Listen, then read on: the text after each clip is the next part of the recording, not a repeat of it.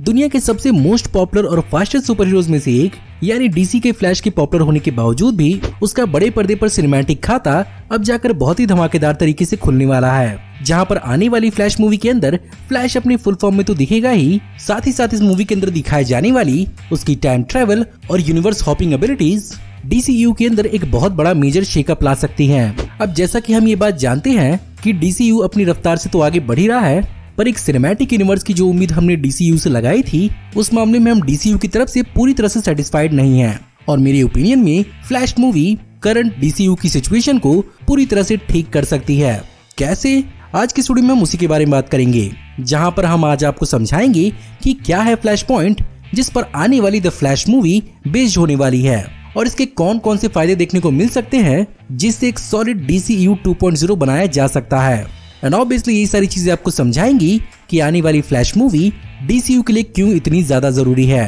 तो फिर देर किस बात की। हे गाइस, मेरा नाम है पंकज सागर और आपका स्वागत है गेमों को हिंदी के एक और फ्रेश वीडियो में। Now without wasting any more time, let's get started.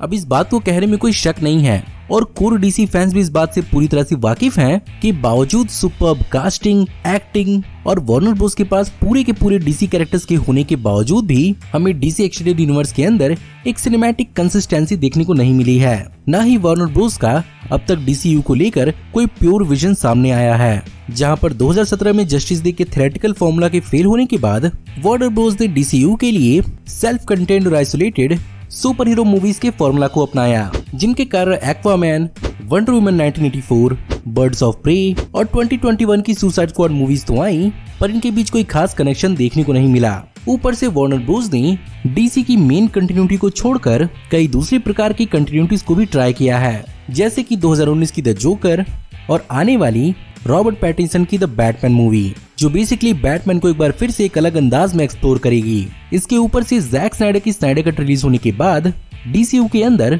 और भी ज्यादा कंफ्यूजन बढ़ गई है, जहां पर इसी मूवी के अंदर एक और अल्टरनेट माइक्रो टाइमलाइन को भी दिखाया गया है। वहीं पर आने वाली ड्वेन जॉनसन की द ब्लैक एडम मूवी के अंदर हमें एक पूरा का पूरा नया जस्टिस सोसाइटी ऑफ अमेरिका देखने को मिलेगा। साथ ही साथ आने वाले फ्यूचर में भी हेनरी कैविल के सुपरमैन का कोई ठिकाना नहीं है और यहाँ पर खबर तो ये भी है कि एक नए प्रकार के सुपरमैन पर भी काम चल रहा है। अब ऐसे में इन सारे के सारे कंफ्यूजन का एक ही इलाज हो सकता है और वो है द फ्लैश मूवी, क्योंकि यहाँ पर मूवी के बेसिक प्रीमिस के हिसाब से यहाँ पर इस्तेमाल किया जाएगा the flash point story line को। अब यहाँ पर जिन्हें नहीं मालूम है उन्हें बता दूं कि फ्लैश पॉइंट बेसिकली 2011 की डीसी कॉमिक्स की जेफ जोन्स द्वारा लिखी हुई एक मेजर रीबूट इवेंट थी, जिसमें पूरी की पूरी डीसी कॉमिक्स को नए तरीके से रिवैम्प किया गया और डीसी कॉमिक्स के 52 अल्टरनेट रियलिटीज को ऑफिशियल किया गया, जिसे कॉमनली न्यू 52 के नाम से भी जाना जाता है। जहां पर बेसिकली इस कहानी के हिसाब से दिखाया गया है कि बैरी एलन कॉस्मिक ट्रेडमिल का इस्तेमाल करके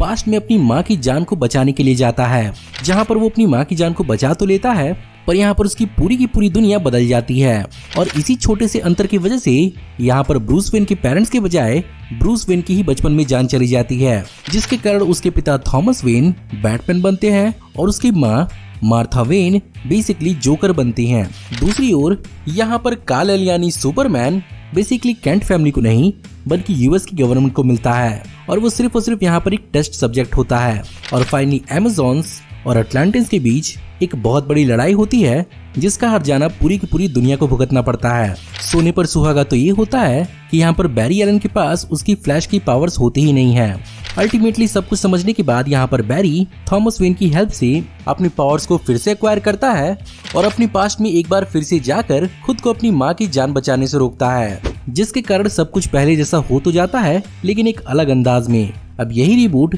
डीसीयू के अंदर किस किस तरह से हेल्पफुल हो सकता है, चलिए इसी बारे में डिस्कस करते हैं।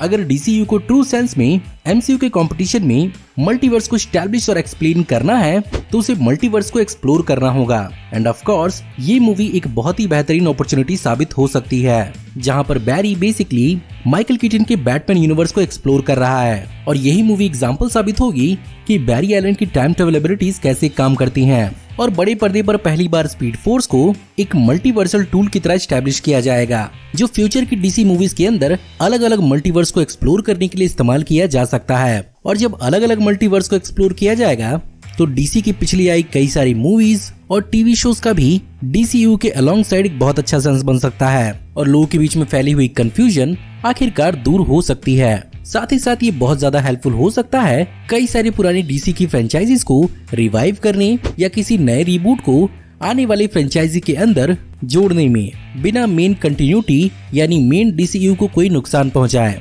एग्जाम्पल के रूप में हम सब जानना चाहते हैं कि डार्क नाइट ट्रिलॉजी के एंड में क्रिश्चियन बेल के बैटमैन का क्या हुआ और रॉबिन यहाँ पर बैटमैन बनता है या नहीं। ये चीज बहुत एक्साइटिंग हो सकती है अगर वार्नर ब्रोस इसे ढंग से करे तो।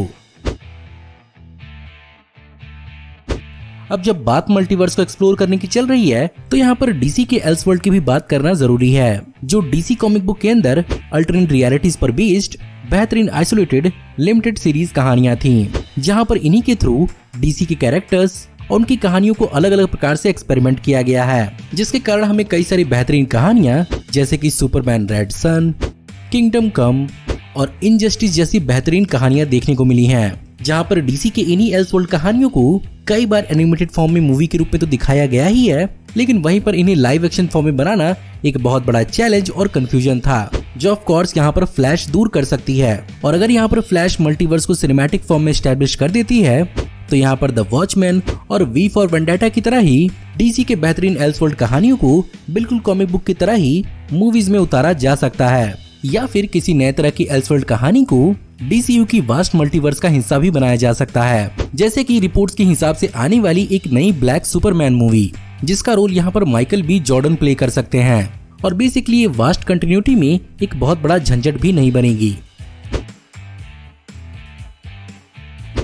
अब जैसा कि मैंने आपको इस वीडियो की शुरुआत में ही बताया था कि वार्नर ब्रोस अपने डीसी के कैरेक्टर्स को प्ले करने के लिए बेहतरीन एक्टर्स को ही कास्ट करता है। सैडली इसी डीसी के डगमगाते हुए फ्यूचर को देखते हुए ही कुछ एक्टर्स का डीसीयू में फ्यूचर फेड होते हुए नजर आ रहा है। एग्जाम्पल के रूप में हेनरी कैविल का सुपरमैन, जिसकी अब तक कोई ऑफिशियल सीक्वल देखने को नहीं मिली। दूसरी ओर रे फिशर का साइबॉर्ग, जो हमें दोनों जस्टिस लीग मूवी के वर्जन में तो बहुत बेहतरीन लगा, लेकिन अब भी इसकी सोलो मूवी का कोई ठिकाना नहीं है। और फाइनली बेन एफ्लेक के बैटमैन की बात करते हैं, जहां पर ओरिजिनली रॉबर्ट पैटिंसन की जगह डीसीयू के बेन एफ्लेक के बैटमैन की ही कहानी आगे बढ़ने वाली थी, लेकिन जैसा कि बेन एफ्लेक अपने बैटमैन के फ्यूचर को लेकर अनश्योर थे, यहाँ पर रॉबर्ट पैटिंसन के बैटमैन के रूप में बैटमैन की पूरी फ्रेंचाइजी को ही रिबूट किया जा रहा है। और कुछ रिपोर्ट्स के हिसाब से ये भी कहा गया है कि flash movie basically Ben Affleck के बैटमैन की लास्ट मूवी होने वाली है। अब ऐसे में इन कैरेक्टर्स को डीसीयू के अंदर कंटिन्यू रखने का सोल्यूशन क्या हो सकता है? वेल, सोल्यूशन फ्लैश मूवी ही हो सकती है, और वो कैसे हो सकती है,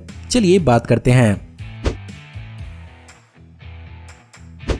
नाउ कंसिडरिंग कि अगर फ्लैश पॉइंट एक रीबूट साबित होती है तो प्रोबब्ली ये वार्नर ब्रोस के लिए अपनी गलती सुधारने का एक बहुत बड़ा मौका बन सकता है, क्योंकि बेसिकली कॉमिक बुक्स के अंदर फ्लैश पॉइंट जैसे ही क्राइसिस इवेंट्स एक तरह का फिल्टर का काम करते हैं, जो बेसिकली पूरी के पूरे डीसी की कंटिन्यूटी को स्ट्रीमलाइंड और सिंपल करने की कोशिश करते हैं, जिसमें कई कैरेक्टर्स को या तो इंक्लूड, डिस्क्लूड या रिबूट करते हैं, और कई बार तो कुछ पुराने कैरेक्टर्स को भी वापस लेकर आते हैं। खैर, अगर यहाँ पर फ्लैश मूवी एक ऐसी ही रिबूट साबित होती है तो ये अच्छी खबर इसलिए है क्योंकि ये डीसीयू के ट्रबल्ड पास्ट को पूरी तरह से फिल्टर कर सकती है और प्रोबेबली एक नई और बेहतर डीसी यूनिवर्स से एक नई शुरुआत कर सकते हैं। एग्जाम्पल के रूप में डीसीयू 2.0, और क्या पता यहाँ पर डीसीयू 2.0 के लिए कई सारे नए कैरेक्टर्स को मल्टीवर्सल लेवल पर फिल्टर भी किया जा सकता है। एग्जाम्पल के रूप में अगर हेनरी कैविल फ्यूचर की सुपरमैन का रोल प्ले नहीं करना चाहते हैं तो यहाँ पर शायद माइकल बी जॉर्डन डीसीयू 2.0 के सुपरमैन बन जाए, और अगर फ्लैश पॉइंट बेन एफ्लेक की लास्ट मूवी होने वाली है तो हो सकता है कि यहाँ पर रॉबर्ट पैटिंसन का बैटमैन डीसीयू 2.0 का बैटमैन बन जाए। वहीं पर दूसरी ओर अगर शज़ैम, वंडर वुमन और एक्वामैन डीसीयू में अच्छा परफॉर्म करते हैं तो यहाँ पर वही एक्टर्स और कैरेक्टर्स डीसीयू 2.0 में भी दिख जाएं, या simply in previously established characters की रिकास्टिंग हो जाए। बस ये चीज करने के लिए यहाँ पर इस बार वार्नर ब्रोस के पास एक अच्छा मोटिव, विजन और एक फिक्स्ड मूवी और स्टोरी स्ट्रक्चर होना जरूरी है, वरना ये रिबूट भी किसी काम का नहीं होगा। सो गाइस, ये था मेरा ओपिनियन कि फ्लैश पॉइंट मूवी आखिर एक सबसे इम्पोर्टेंट डीसीयू मूवी क्यों हो सकती है। बस अब देखना यही होगा कि मूवी वैसा साबित होती है या नहीं जैसा हम इससे उम्मीद कर रहे हैं। और मैं ये भी उम्मीद करता हूँ कि आपको आज की वीडियो पसंद जरूर आई होगी। और अगर आपको आज की वीडियो पसंद आई हो तो इस वीडियो को लाइक जरूर करिएगा। साथ ही साथ फ्लैश मूवी से जुड़ी हुई मुझे कोई अपनी थ्योरी भी कमेंट में जरूर बताइएगा। हमारी आने वाली ऐसी ऑसम वीडियोस को देखते रहने के लिए हमारे चैनल को सब्सक्राइब करिए, बेल वाले आइकन को दबाइए और हमारी वीडियोस को बिना मिस किए एंजॉय करते रहिए। और अगर आप चाहें तो इस वीडियो के लिंक को अपने दोस्तों ग्रुप्स के बीच में जितना हो सके उतना शेयर करें। Thank you for watching, see you in the next video, till then take care, good bye.